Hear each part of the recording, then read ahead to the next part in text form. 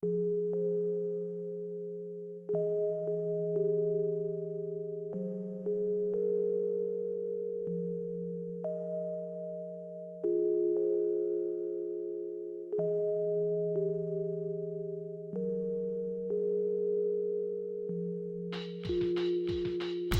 j'ai pris les premiers livres afin de les couper, il y avait beaucoup d'énervement. Et l'énervement s'est transformé en émotion.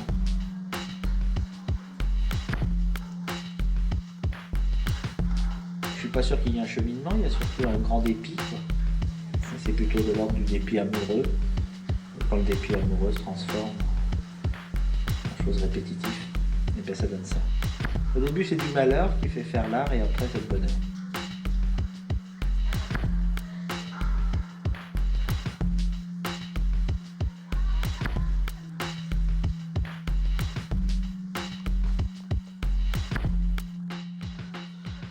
Quoi qu'il en soit, j'étais libraire avant de commencer à avoir une forme de démesure et je vendais des livres anciens.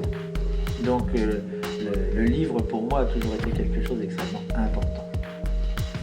Peu importe de la façon dont il était travaillé ou non, mais le support livre.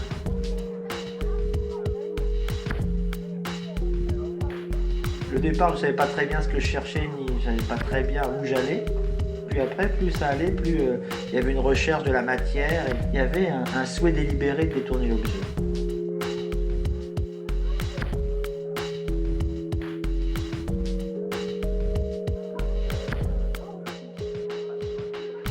Pour moi, il y a une spécificité dans chaque livre, même s'ils peuvent se ressembler. C'est du contenu, des contenants qui me donnent envie de donner des formes, qui me donnent envie de le mettre dans un tableau plutôt que de le couper à la cime et de le couper en petits morceaux.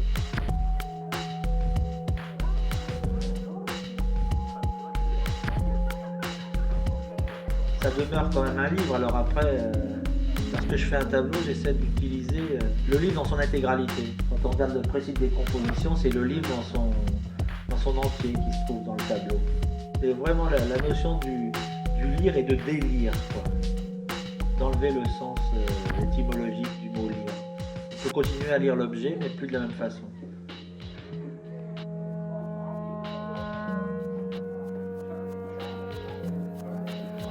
J'utilise vraiment tous les objets contondants.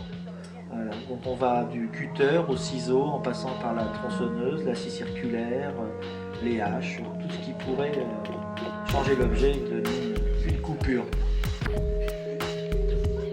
Le papier, c'est du cellulose, quoi. Donc si on le meurtrit vraiment fort, on retrouve sa condition initiale, en l'occurrence le bois. Donc en le tronçonnant, eh bien, on arrive à une texture qui se rappelle et qui rapporte vraiment l'origine première.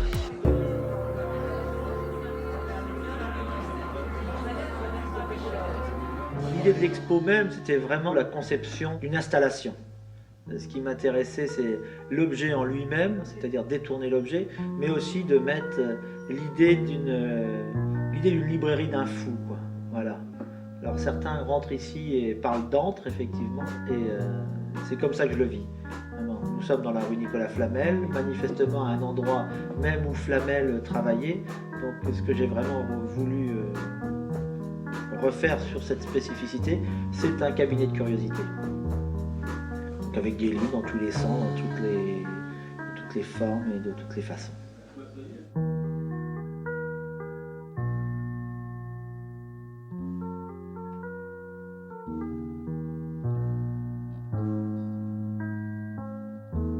Le côté rangeant, dérangeant, l'ambiguïté. Il n'y a pas que le dépit amoureux, mais il y a aussi l'énervement face à tout un bon nombre de bibliophiles et d'amateurs de livres qui ne lisent jamais les livres, qui les enferment dans des bibliothèques à tout jamais ou dans des musées où le livre ne ressort pas. Donc l'idée, c'était vraiment de le transformer, de lui donner une autre forme, une autre envie.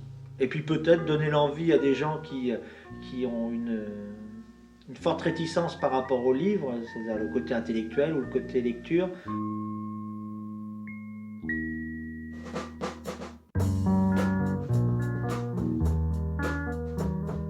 Pendant des années, le livre a vraiment été sacré pour moi et j'ai eu envie de le désacraliser. C'est une notion de renaissance, vraiment. Je le vis comme tel.